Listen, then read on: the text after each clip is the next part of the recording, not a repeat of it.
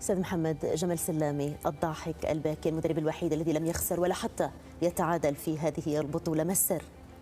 بالتأكيد جمال السلامي مدرب كبير وله اسمه على تاريخ الكرة المغربية، واليوم يدونه مع المنتخب الأردني.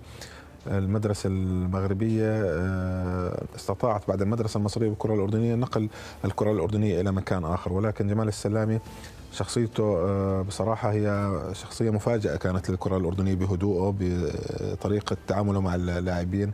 عم نشوفه في مؤتمرات بيكون شديد، ولكن بعدين بنشوفه عم بيبكي على إصابة يزن عماد. تأكيد البطولة كلها كانت مضغوطة وكبيرة، ولكن جمال السلام باعتقادي لديه الكثير لم يقدمه بعد للكرة الأردنية خلال المرحلة المقبلة. ولكن بجوز في هناك أنا بدي أضيف شغلة على الكاريكاتير اللي طلع، إنه أيضا إنه هو كان يتمنى، أمنياته لم تتحقق، كان يتمنى أن لا يواجه المغرب ولكن تحقق ذلك معه في النهاية. كان أن يتمنى أن لا يواجهه في كأس العالم، جاء المغرب معه في نهائي كأس العرب.